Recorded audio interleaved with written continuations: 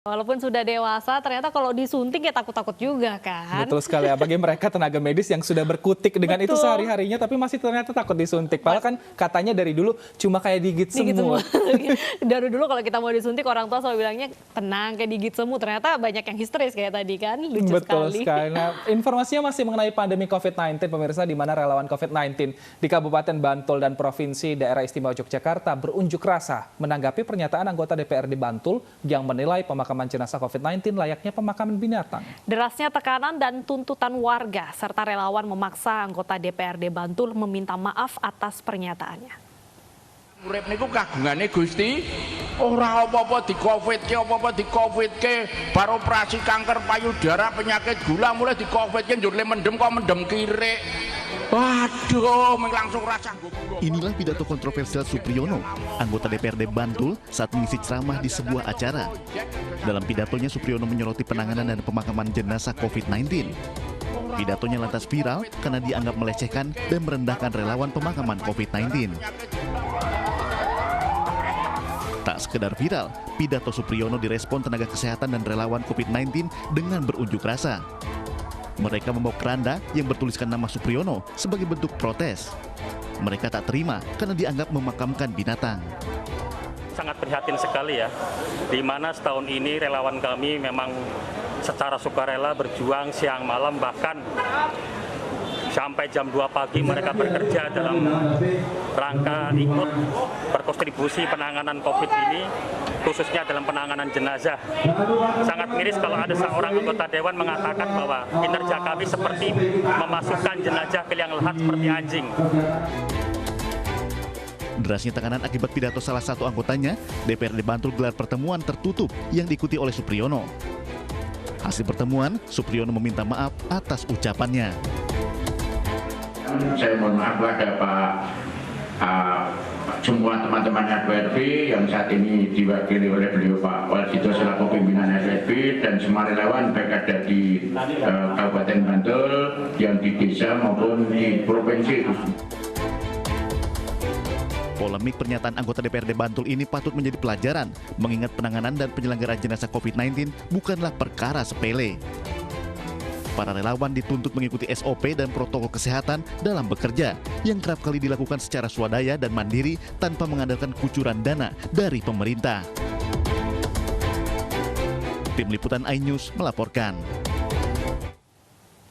Ya, relawan COVID-19 merasa tersinggung atas ucapan anggota DPRD Bantul Supriyono yang dianggap melecehkan dan merendahkan relawan pemakaman COVID-19. Terkait hal ini kita langsung saja berbincang dengan Anissa Rizkia di Yogyakarta untuk menanyakan bagaimana Anissa respon dari relawan terhadap pernyataan dari Supriyono.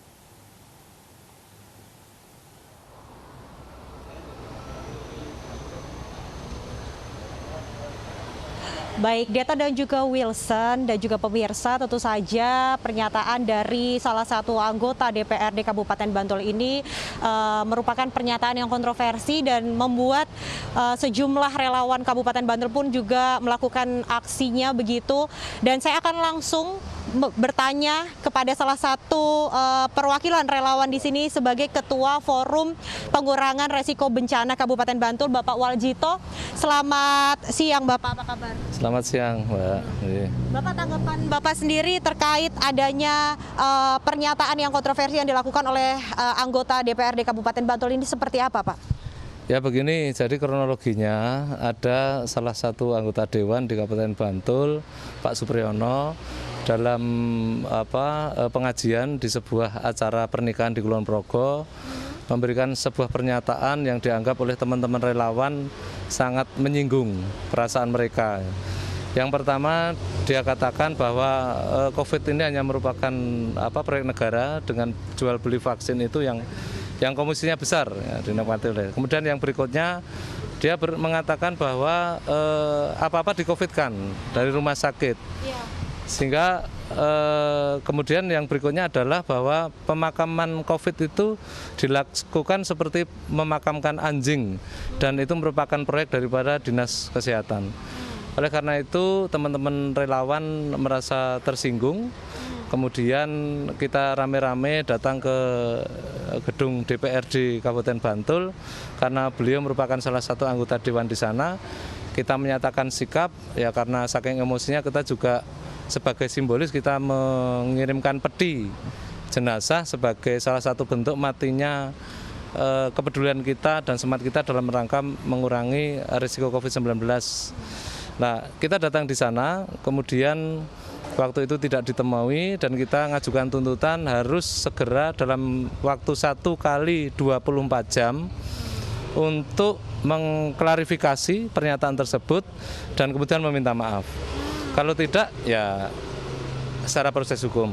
Baik. Nah, kemarin itu baru saja dilakukan mediasi juga ya Pak ya. Itu hasilnya seperti apa? Ya, dari mediasi yang diinisiasi oleh Ketua DPRD Kabupaten Bantul, maka beliau sudah mengakui kesalahannya dan tidak akan mengulangi perbuatannya. Ya, dari kami sebagai relawan karena tuntutan kita sudah dipenuhi ya, kita terkait dengan urusan dengan relawan kita anggap selesai.